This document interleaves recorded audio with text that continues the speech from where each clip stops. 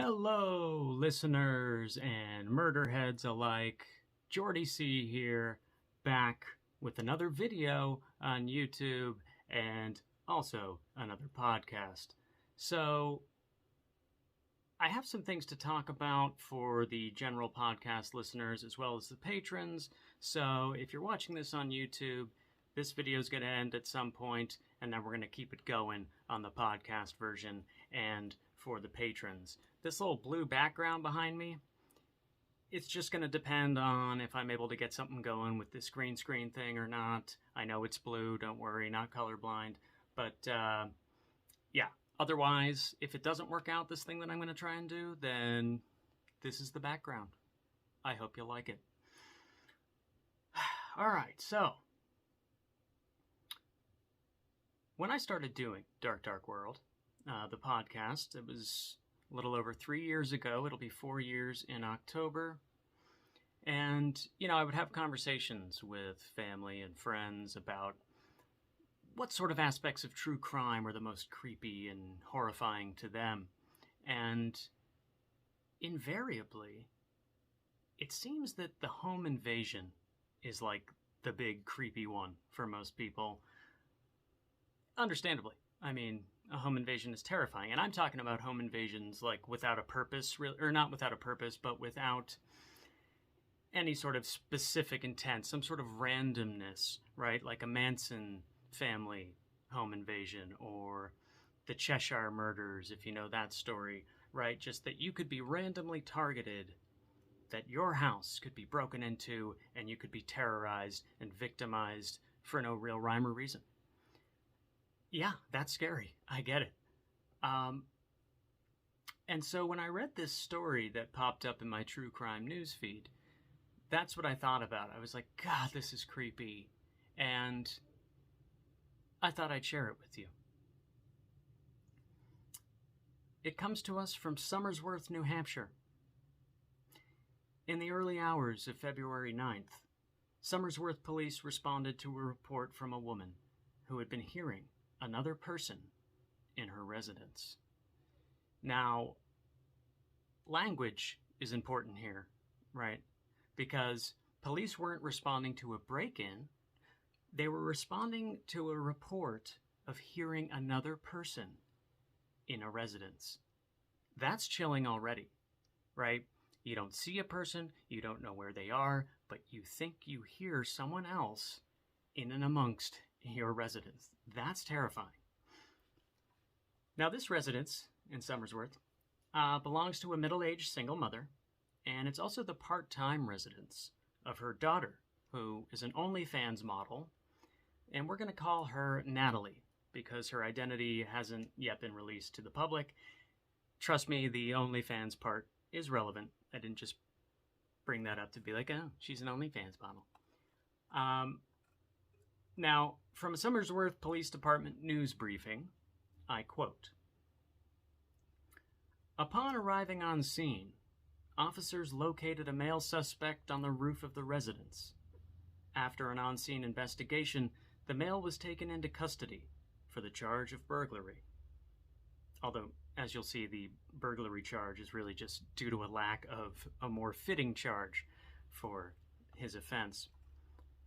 It was determined that the suspect drove up to New Hampshire from Pennsylvania and was temporarily staying at an Airbnb in Portsmouth. It was determined that the suspect had entered the home with the intent to commit theft and invasion of privacy. End quote. Okay, sounds pretty standard, right? Nothing really noteworthy yet. So let's dig in a bit deeper. The suspect was identified as 20-year-old Mauricio Damian-Guerrero. And authorities determined that young Mauricio had entered the residence multiple times, but only entering forcibly the first time. This was because Mauricio found a house key the first time he broke in and had his own copies made.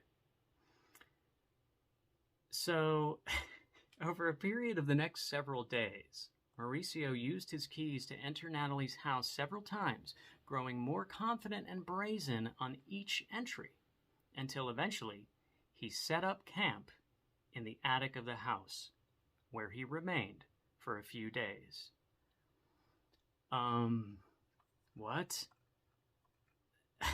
That's terrifying to me, right? Someone is camped out living in your attic for a few days.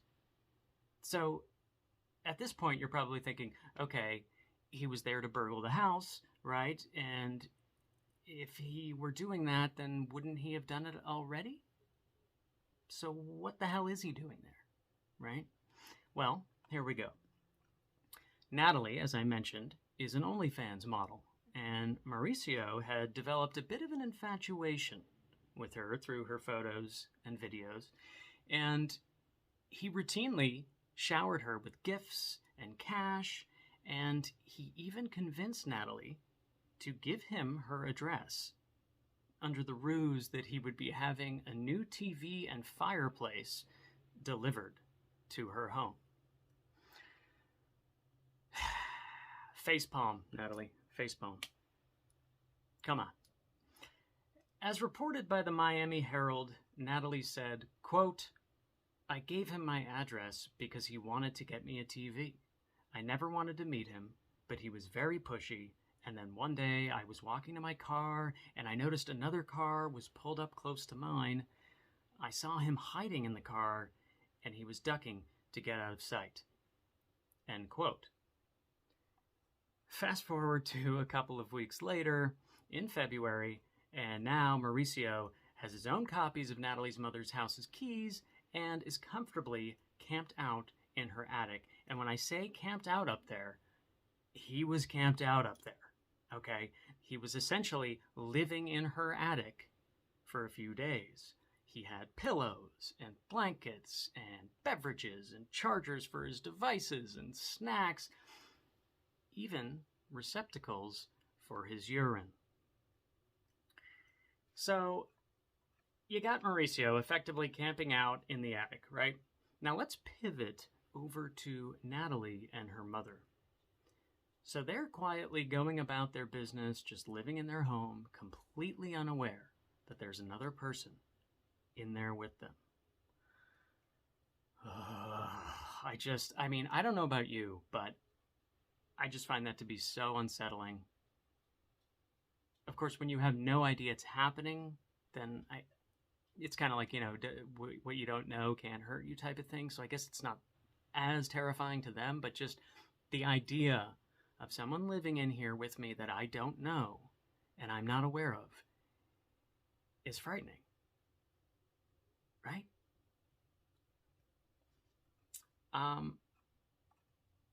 But then again, what you don't know can't hurt you. I don't know. You get what I'm saying, though, right? It's terrifying. It's eerie. So anyway, over the course of a couple of nights, Mauricio would wait for Natalie and her mother to go to sleep. He would then slink down from the attic and enter Natalie's room. He would stand over her as she slept. He then took pictures and video of Natalie, focusing in on her private areas of her body as she slept naked, because of course she does. I mean, I'm not trying to shame Natalie here, but come on. You even sleep naked when you're staying at your mom's house? Really? Like, if we were trying to create the perfect prototype for Mauricio's sick fantasies in some sort of lab, that's something we'd come up with, right? We'd be like, okay, we'll make her an OnlyFans model. Yeah, that's good. And she sleeps naked all the time, definitely. Even at mom's, she's always naked. What else? I mean, I think I've known one woman in my life, I'm 40, that actually preferred to sleep naked. But I don't think she did it at mom's house. It's just, come on, Natalie, what are we doing here? And even, I just don't think the vast majority of people, I know there are people out there who are like, oh, well, I do prefer to sleep naked. I don't know. I'm going to call bullshit on that. So, it just seems too perfect. It's too perfect for sleazy Mauricio, right? It's like a layup. Anyway, what can you do? She slept naked. So, he was able to get plenty of video, the kind of video that he was hoping for. So convenient. He didn't have to take anything off of her to get what he wanted. Anyway, the police discovered all this video on his phone, obviously. That's how they know that it happened. And that really seems to be the extent of Mauricio's actions. I wouldn't be at all surprised if he, like, rummaged through her panty drawer and took some mementos, that kind of thing. But there's no evidence of that. They did not find anything like that. So here's how it went down. So Natalie's mother thought that she heard someone moving around in the attic on the evening of February 9th. And this was when she was getting dressed to go to bed, you know, because most of us do put some sort of clothing on when we go to bed. She became understandably freaked out and called police. And the Somersworth Police Department arrived on the scene. And when they did, they saw Mauricio crawling out of the attic window onto the roof in a feeble attempt to escape. So while they didn't find any of Natalie's or her mother's belongings in Mauricio's possession, they did, of course, find the collection of pics and videos on the phone.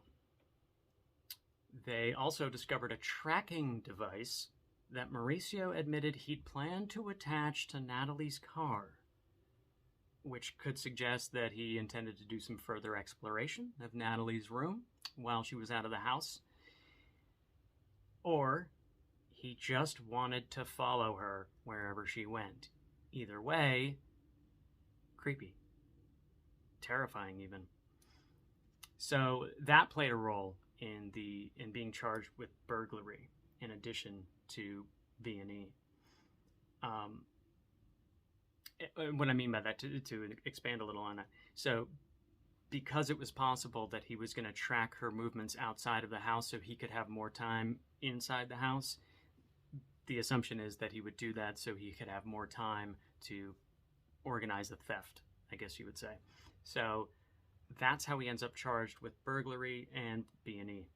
Now, he was charged with 4 counts of burglary, with additional charges for the B&E, and stalking potentially on the table as well, as you might imagine.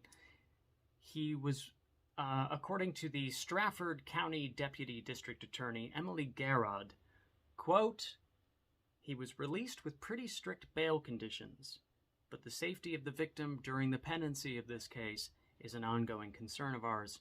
That is why we asked for him to be held pending trial." End quote.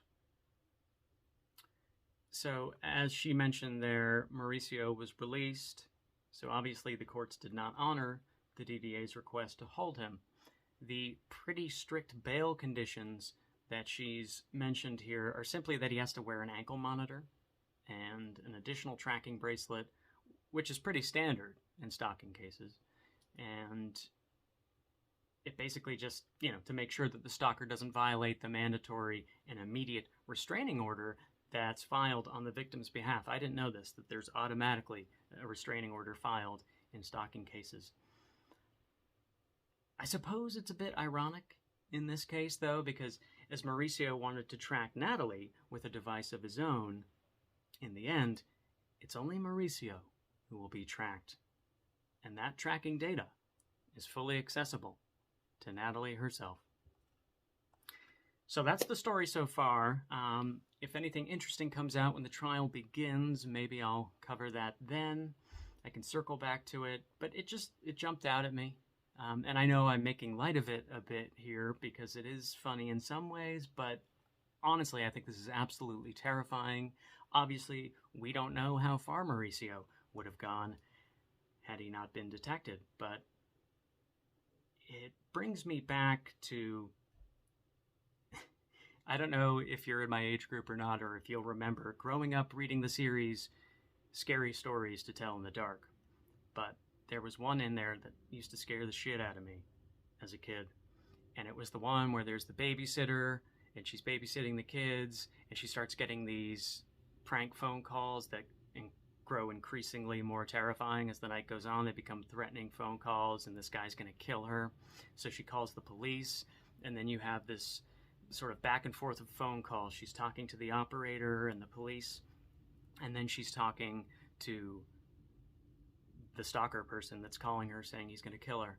And the big dun dun dun moment at the end is the operator calls her back and they're like, we've traced the call. The call is coming from inside the house. And that just made my heart sink. Like, that is terrifying. And nowadays it would be even more terrifying because it's plausible. Back in those days, we didn't have cell phones and stuff, and like a lot of people didn't even have multiple lines in their house. So I guess we just didn't think about how it doesn't really make sense that the call could be coming from inside the house. Anyway, that's neither here nor there. Used to terrify me.